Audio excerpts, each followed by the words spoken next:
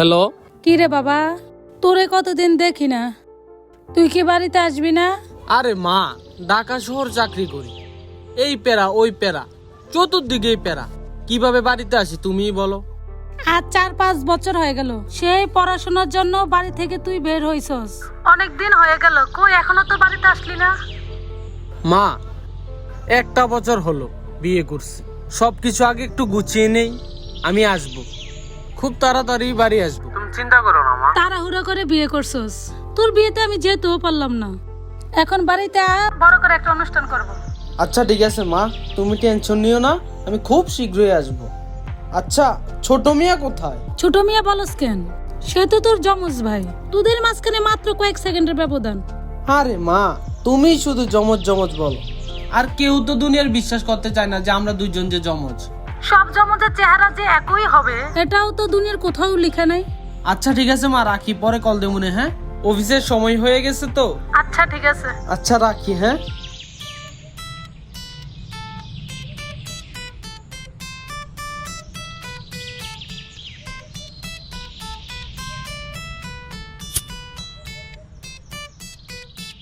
আরে অফিসের সময় হয়ে গেছে, এখন যদি লেট করে যায় বসের কাপ যাবে, আর অফিসে থাকা যাইব না।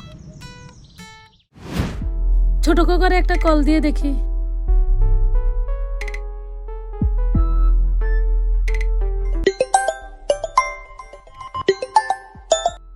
নাম্বারটি ব্যস্ত আছে। The number is busy now.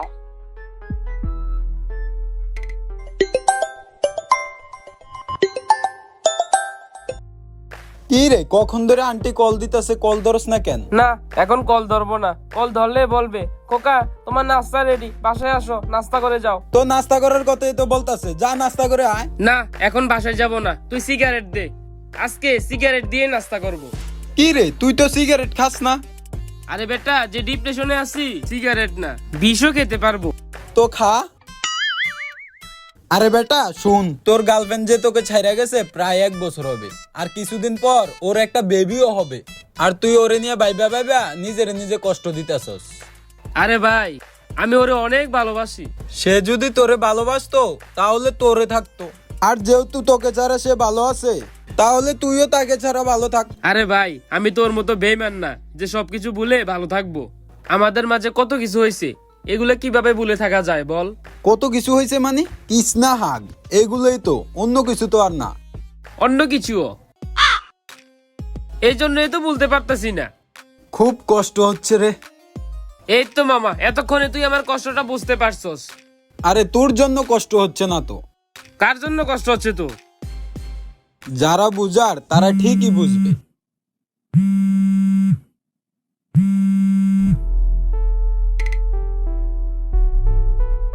কোথায় আছেন আপনি? নাস্তা তো রেডি, বাসায় আসবেন নি? আচ্ছা আসতেছি। ওই আবার নাস্তা রেডি, চল বাড়ি যাব।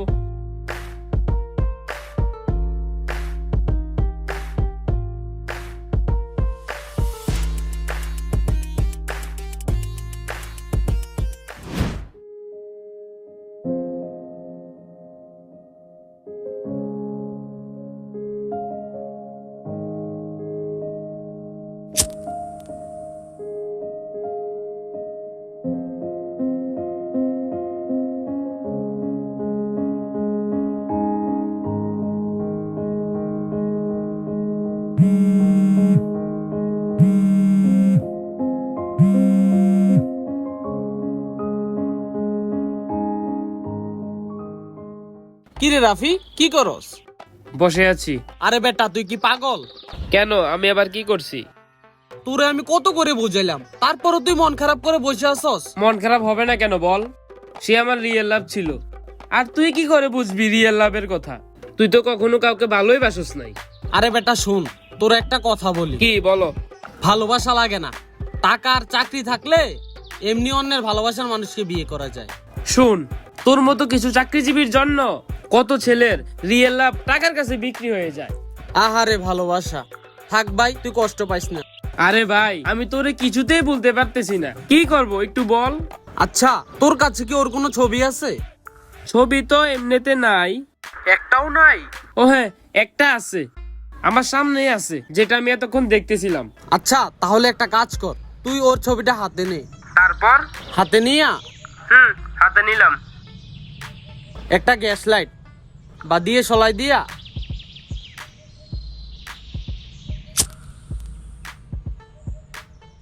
ওর ছবিটা পুইরা ফেল।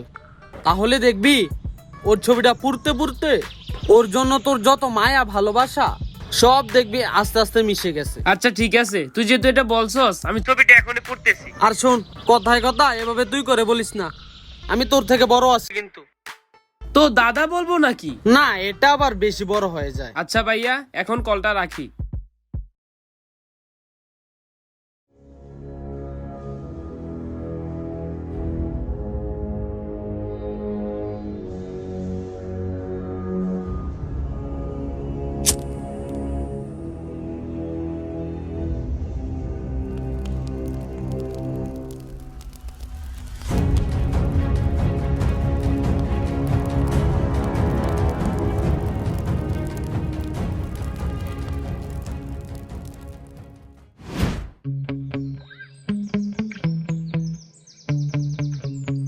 কি রে, সিগারেট খাইতেছ যে?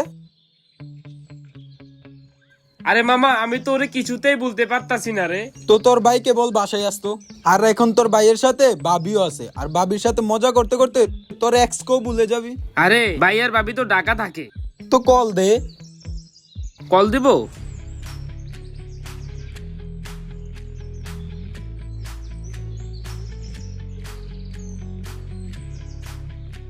হ্যালো ভাইয়া। কি রে, হঠাৎ করে কল দিলি যে?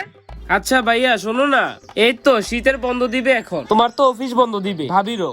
ভাবিকে নিয়ে বাড়িতে চলে আসো, একসাথে আড্ডা দিতে পারবো। হ্যাঁ, শীতের ছুটি তো দিছে, আর আমিও ভাবতেছিলাম যে বাড়ি আসবো। আচ্ছা, আমরা আজকে রওনা দিব। আজকেই চলে আসবা? হ্যাঁ, অফিস শেষ করে তোর ভাবিকে নিয়ে রওনা দিব। আচ্ছা ভাইয়া, তাহলে তোমাদের সাথে দেখা হচ্ছে। হ্যাঁ আচ্ছা। তো আসতেছে নাকি? হ্যাঁ আসবে। উফ, সমবয়সী ভাইয়ার সমবয়সী ভাবি, কি যে একটা মজা হবে। আর ভাবির সাথে সময় দিলে এক্স কেও ভুলে যাবি। আচ্ছা আগে আসুক, একটা সিগারেট ধরা। সিগারেট নাই তো? আচ্ছা সমস্যা নাই, চল। তো আসতে তোর সমস্যা হয় নাই তো কোনো? না, আসতে কি সমস্যা হইবে আবার? এমনিতে সব ঠিকঠাক? এমনিতে সব ঠিকঠাক আছে, অন্তত তোর মতো আমি ডিপ্রেশনে তো আর নাই। আরে তুই আইছিস না, এখন আমিও ডিপ্রেশনে থাকবো না। সিগারেট খাস? না। আরে এক্সের কথা মনে পড়লে মাঝে মধ্যে তুই একটা টান দেই। তো এখন এক্সের কথা মনে করে দুই একটা টান দে। যা, মজা করিস না তো। আর ভাবি কোথায়? ভাবিকে ডাক দে। ওই তো তোর ভাবি। এই কলি, এদিকে আসো।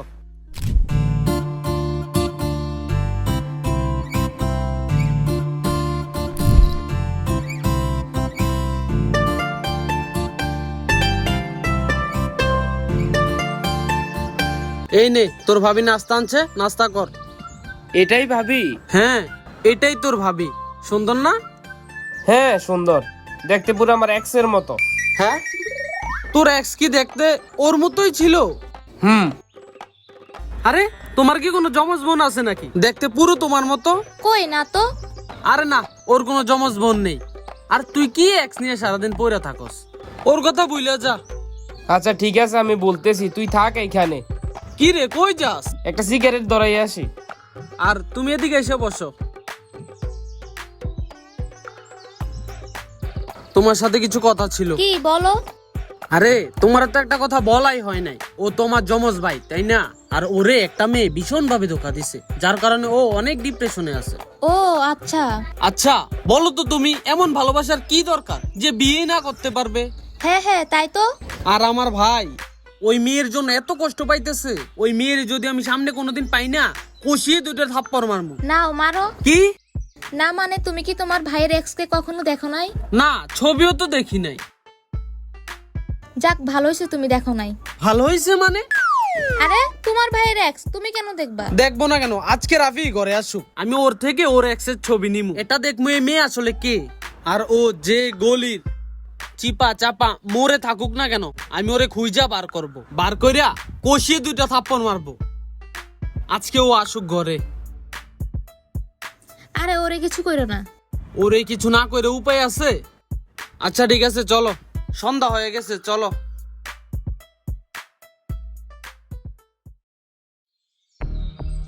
কি রে এত অস্থির হয়ে আসুস কেন?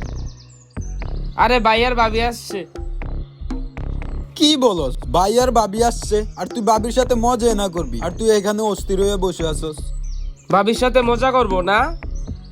ভাবিকে দেখে তো আমি কি বেশি সুন্দর? আরে সুন্দর তো বটেই, আমি যে মেয়ের জন্য ডিপ্রেশনে আছি এতদিন ধরে, ওই মেয়ে আমার ভাবি, মানে আমার ভাইয়ের বউ। আরে বলস কি?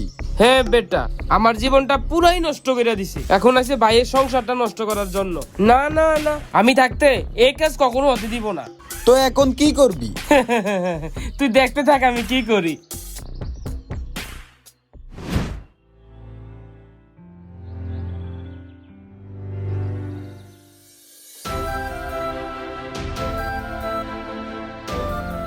কি ব্যাপার, হঠাৎ এখানে ডাকলা যে? কিছু বলবা নাকি? তোমাদের দুই ভাইয়ের জ্বালায় কি আমি থাকতে পারবো না?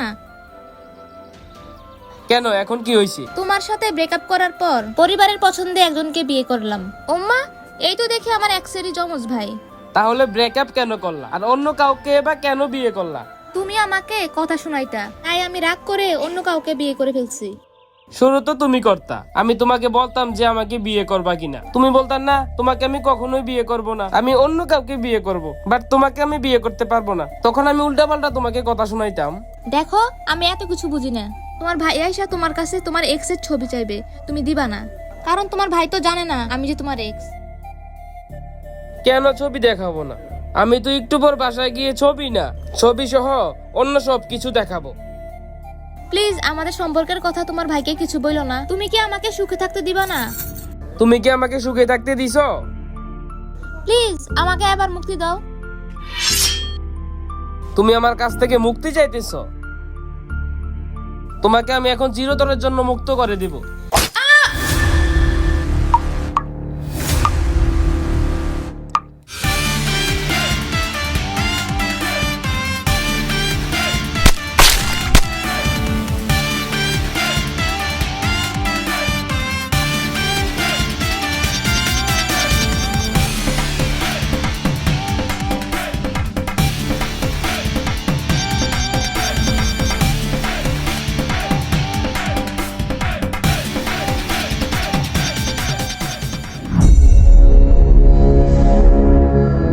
আমার কাছ থেকে মুক্তি চাইছো, আর দেখো আমিও তোমাকে মুক্ত করে দিলাম।